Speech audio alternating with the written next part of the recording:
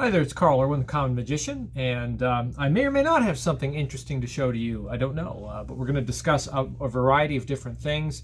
This is going to be a wide-ranging video. We'll try to make it really, really short, though not too long. I wanted to talk about a couple things because I haven't been on in a couple weeks. I've been very, very busy, a lot going on at home and in my life and everything, so it's just been very busy, but I finally had a chance to sit down and make another video. And what we're going to do here is talk about a few different things. One of them has to do a little bit with publicity. I was talking in one of the recent videos about how the Magic Bullet video download that I have at Penguin on the spread call had apparently increased in popularity. I didn't know why. I couldn't find if it had been reviewed anywhere. You know, on YouTube, I couldn't find any video reviews by anybody in particular. I finally got an email out of the blue a couple days later from the Jerks. So if you know who the Jerks is a website blog by an anonymous individual who writes about magic, magical effects, has original ideas on there. Does some reviews. There's also newsletters that are available to subscribers. If you're a subscriber to the Jerks, you can get those newsletters. But it's got a bit of a pretty heavy dose of cynicism tied into the commentary, and it's also quite crass, fairly vulgar, sort of shock comedy is what it is. It's really shock. He's a shock comedy individual, whoever it is, right? Goes by the name of Andy. I don't really know who it is. I'm not sure if anybody knows who it is. Certainly is well connected, has things published, picked up by the library at the Magic Castle, and has connections with a number of pretty high profile people. Either has created these or already has them, is someone who knows, you know, individuals that are fairly large in the magic world, but that is Andy Jerks.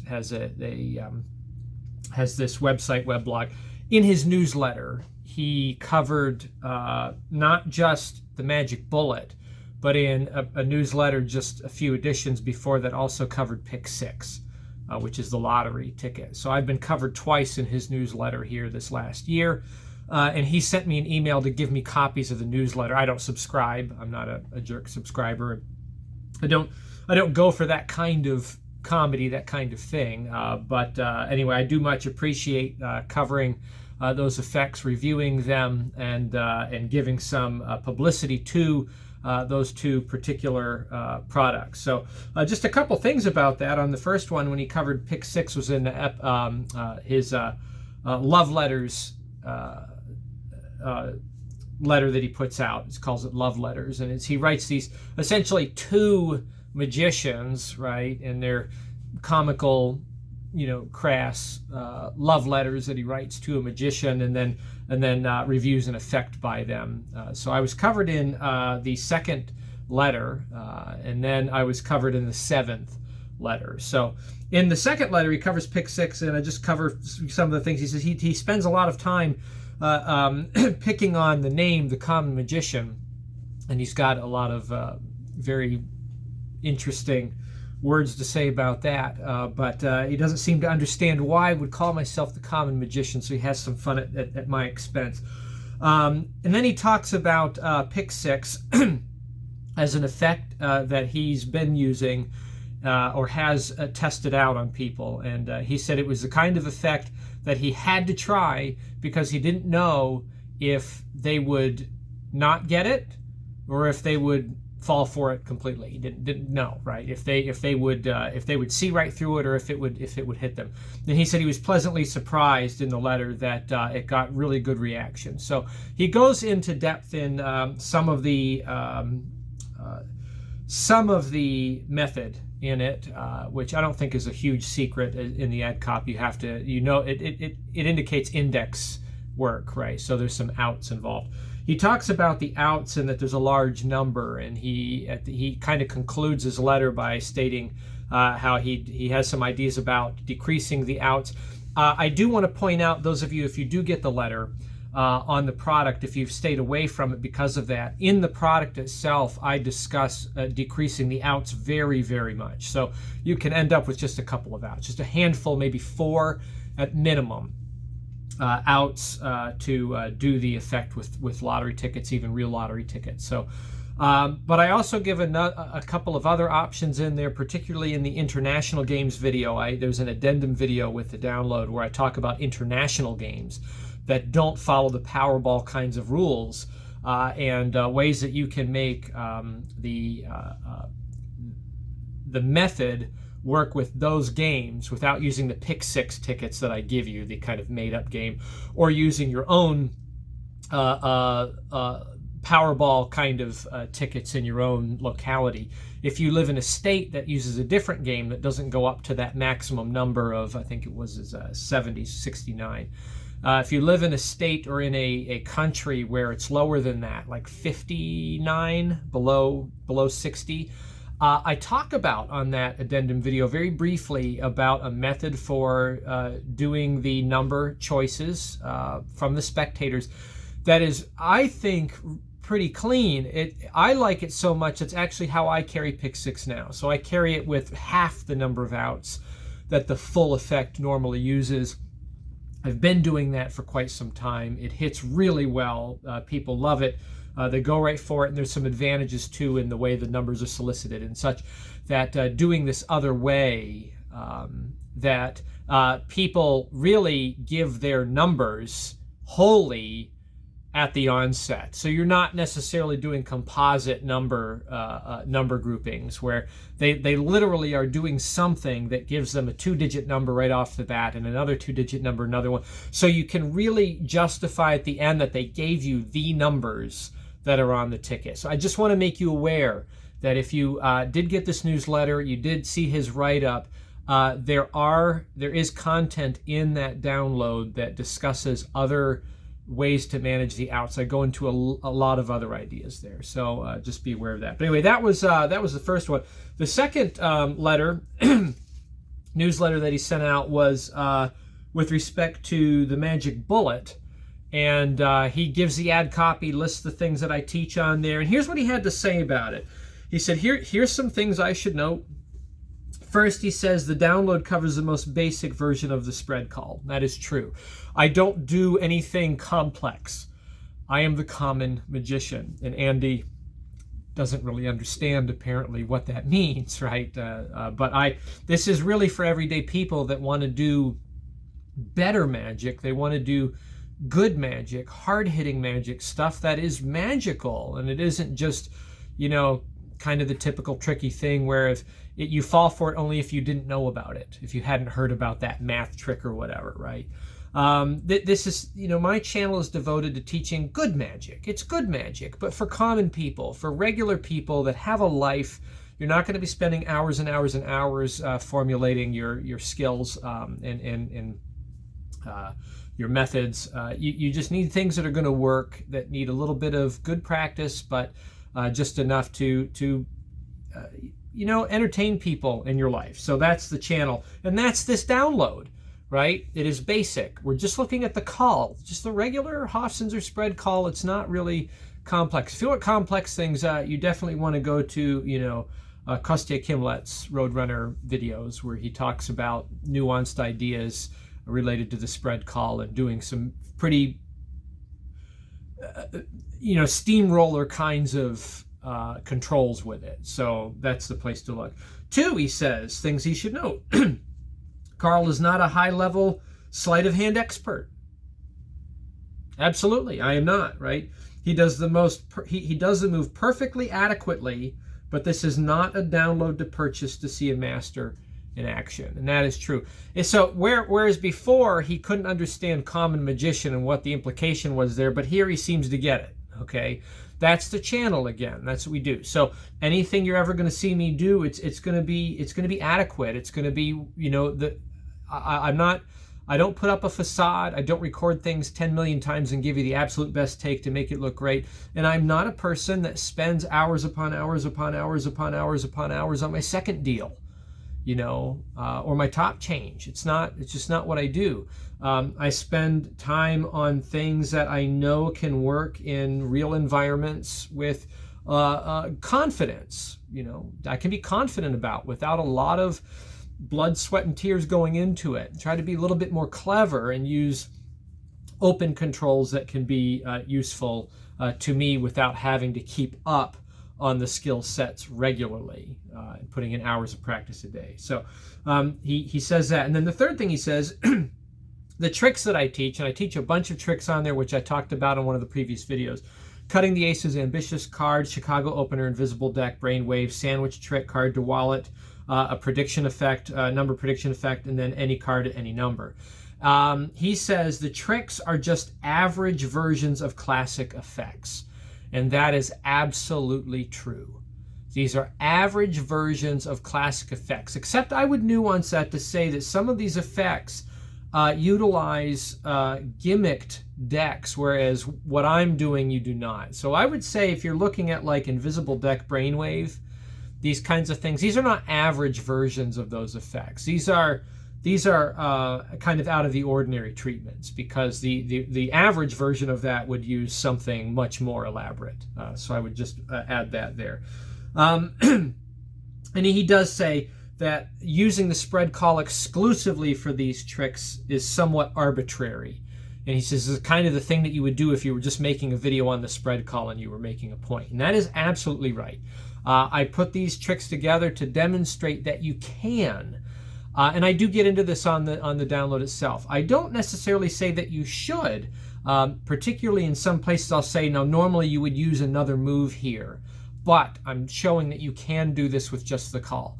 Now in the end, the reason why he endorsed it was that he said it was a great reminder and well worth the money to be reminded that the spread call is extremely powerful and can be used in many, many, many effects that you do. And probably what he says is in each one of the tricks I show you, you'll probably find something about the trick, the way I'm showing it to you, that you can adopt and put into your magic and use and do it a little bit differently to make things a little bit more accessible and easier for you. And the last thing he talks about is that the move is invisible, and that is the biggest point I make about the spread call. It is a move that you can do adequately and slowly and without great acrobatics, masterful acrobatics. Just do it adequately and nobody can see it. Not only will nobody see it, nobody will even consider what is happening. It just isn't something that they think about, and that's a point that he makes in his newsletter. So this is out to you, Andy Jerks, and thank you for covering my products there, the last sequence of newsletters you've put out. I really do appreciate that, and hopefully we'll cross paths again. I will say, Andy, in spite of how the newsletters work, I have had email correspondence with Andy for a while now, actually, because he reviewed my $1 Torn and Restored trick, and it's one that I gave to him in his. He has a series where the series is called "Let Me Tell You the Worst Thing About a Trick." Okay, so the idea is that anybody can get free advertisement if they submit their trick to him, so he can tell everybody the worst thing about it. And since he put that out, which is some time ago, the only two people, at least as of my turn, was Nate Staniforth gave him a kind of masterclass series to review, which he did, and I gave him that trick, and I believe those are the only two, unless there's been any more after that. So people haven't gone for that kind of advertisement, but I thought, heck, it costs $1, and I was confident in the trick, so I gave it to him, and he actually gave a pretty good review on it. So if you follow the Jerks, check out the blog. This happened months ago. You can find that one too. So I will say, in my correspondence with Andy, if that is his name, but Andy as we know him, really pleasant guy, really pleasant person, if it is a guy, I don't know. Really pleasant person, has been very cordial in direct communication. So that's kind of been a pleasure to have that communication going on and have that coverage. Really, really appreciate it. all publicity is good publicity, as they say, right? So I wanted to talk about a couple of other things too. The next thing I want to talk about, this is where we're going to get some magic content, hopefully, maybe, don't know. I saw in my social media feed a Vanishing Ink promotional for Danny Day Ortiz, and I bring this up because we'd been talking about him recently. Even before the Fool Us Act, I was referencing that style of magic using thought of cards and free agency and choice, and that is Danny Day Ortiz's magic. I mean, that defines his style. Freely thought ideas, or so it seems, and free agency and selections and revelations. Impossible kinds of stuff. And I was talking about doing this in a series of videos, and I'm still considering making a product about this for the common magician that I can get out to Penguin, that will be affordable for people to download, so that you can do that kind of looking magic using some more surefire accessible means in kind of ordinary circumstances. So I don't know. We'll see if that comes to be. But a lot of the ideas I've already shared on the channel. Anyway, I saw this thing with Danny and his trick and that he did on Fool Us, and what it was is a promotional video for the Fool Us Act. So Vanishing Ink is selling a video download, instructional video, like 3 hours, on just the Fool Us Act. Now I got to stop for a minute, because some of you, those of you that follow Danny Day Ortiz and his lectures that he's done, video lectures he's been doing for quite some time now, and other products he's done, he has a whole series on ACAN, a whole bunch of videos that he's put out on that, where he covers different methods to do any card, any number.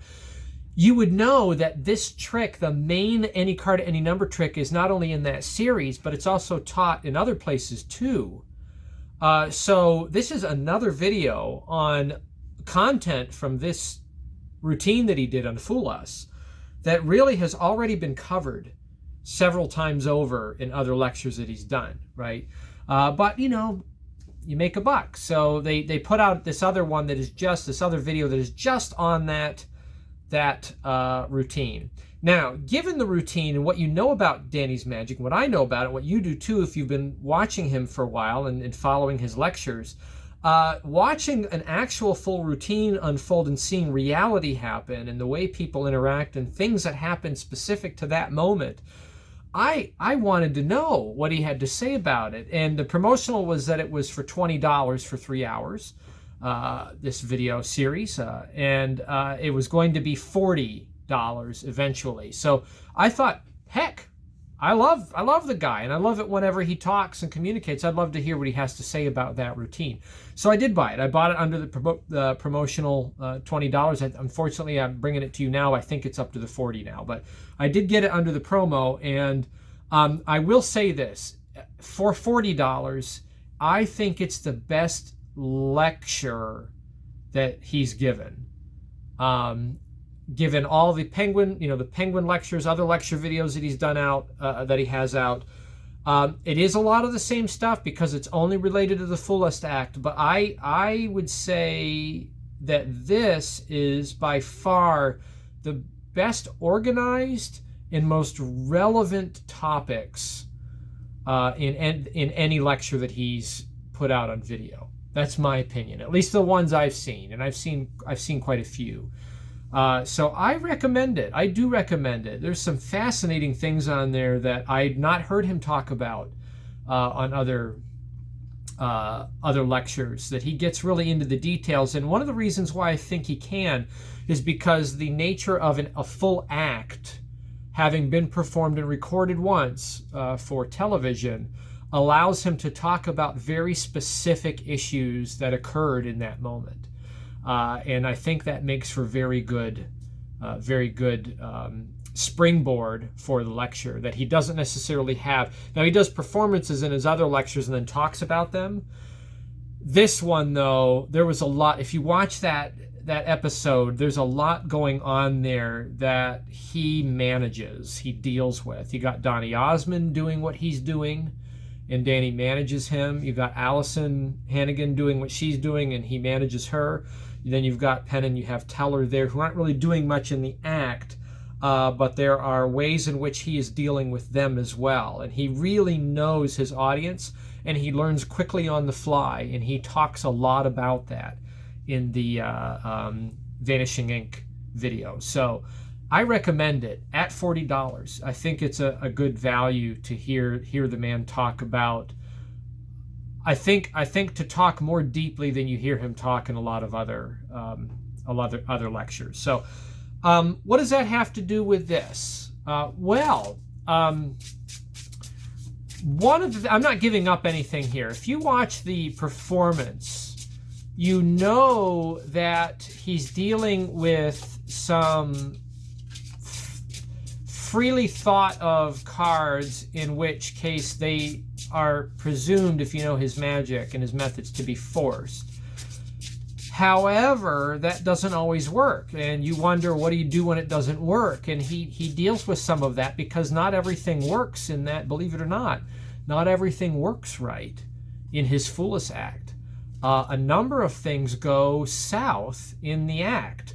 He says the first 2/3 of the act are improvisational, and during that segment there's a number of things that don't quite go the way they're supposed to go, and he has ways to manage it, and that's the big thing you're learning. So Allison names a card freely, and he gets into a position where he's got to get control of a card that is completely out of his hands, right? He doesn't know where it's at, and he's got to somehow find that card, right? And it's pretty fascinating to see what he does, because he does kind of the poker game cheating method, where he acquires the card and he gets fortunate. And the question is, well, if that can't work out and he can't just get a hold of the card, right? What would he do if it wasn't available? Well, later on, you see that Penn names a card, and he does what I've recently talked about on the last video. And he doesn't talk about this on the Foolish Act video from Vanishing Ink, but you can observe that this is what's going on. In the previous video, I talked about the universal out, right, in a pick a card kind of trick. There's a universal out, and that is that if something doesn't work out and you show the wrong one, or you can't find it, or something goes wrong, you lose the break, whatever, you can always convert to a named card trick. You can say, what was the card you were thinking of? And they say it, and then you take the card out, and then you do an effect with it. That is always an alternative. You can always do that without depreciating the experience, because it can always be, it can always turn into the magician makes a mistake kind of narrative, right?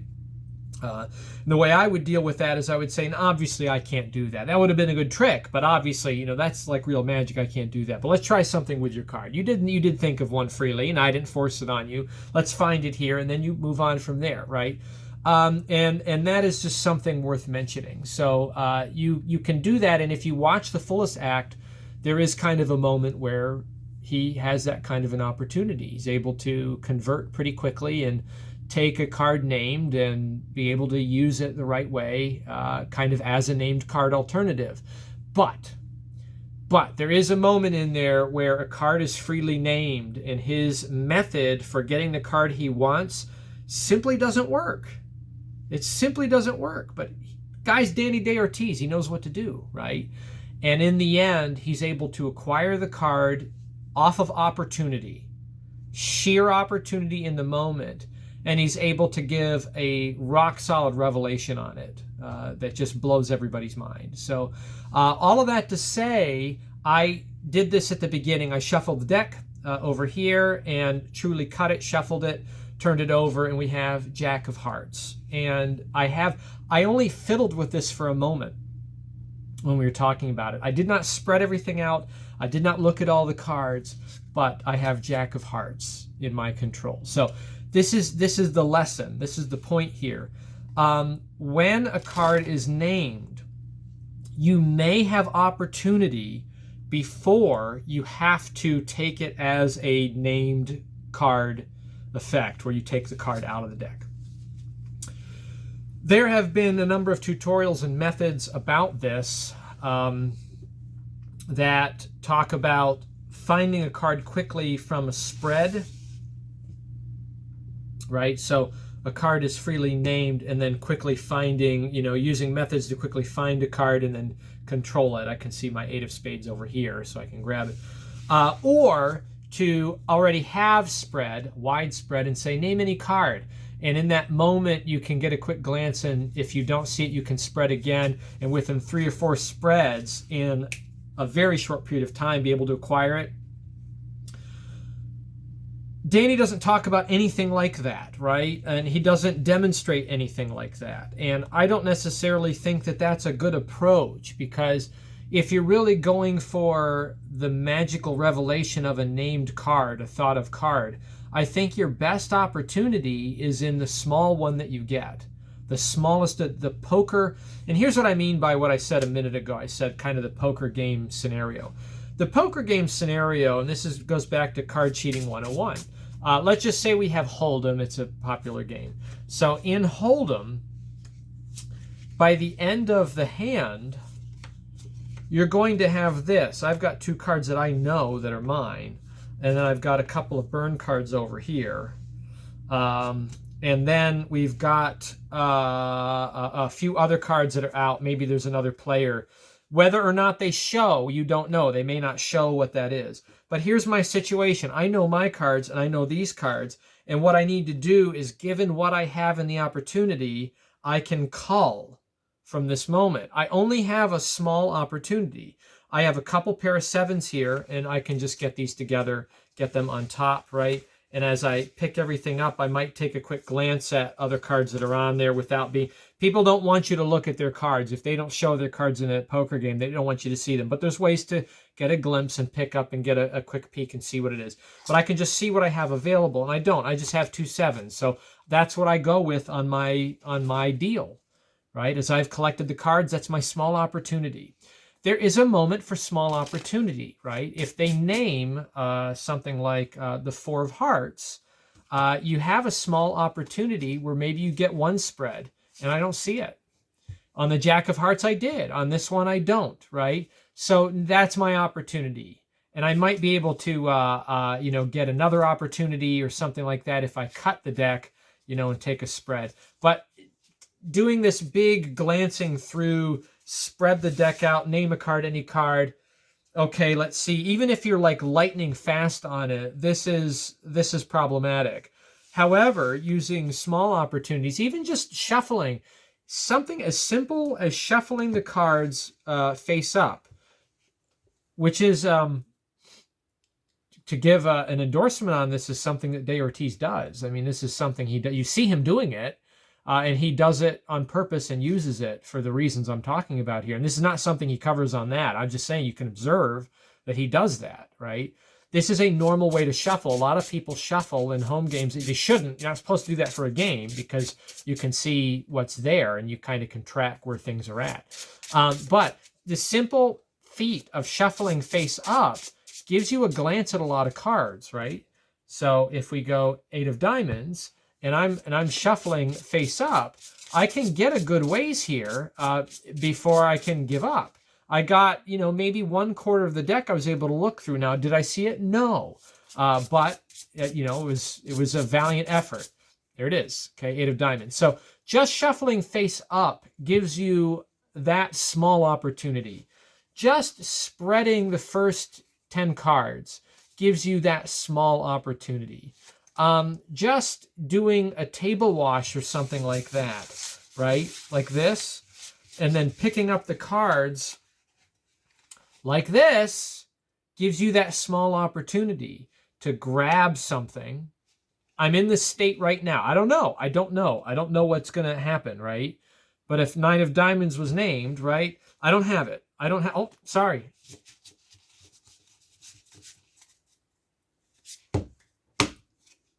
Nine of diamonds. Do you see what I mean? Okay. So just that little small opportunities, risk, a little bit of opportunity. And then if the opportunity doesn't pan out, then you can always go to a named card effect and you can carry on in that way. But using opportunity, being a criminal of opportunity, is one of the best methods that there is out there. Not merely to be a criminal, but to be a good magician. So that is the lesson for today. No trick, but just wanted to talk about that. I was inspired by that lecture to bring that up, because you can see that that's something that he did there right on television. So you can see it for yourself. And the opportunities came more than one time, I'll say. It wasn't just merely one. But anyway, a couple of different topics. Some tricks covered by the jerks, if you get the newsletter, some things I have to say about it. And then this idea, small opportunities, always take advantage of them on a thought of card or a named card. And by the way, if you do get control over something quickly, slow play the revelation. Don't put it out there right away. Slow play the revelation, but get distance. Get distance from the deck before you do it, so that you can make it impossible. So, and that does come from Ortiz. That's something he talks about. So, opportunity. Good luck with that. Happy magicking.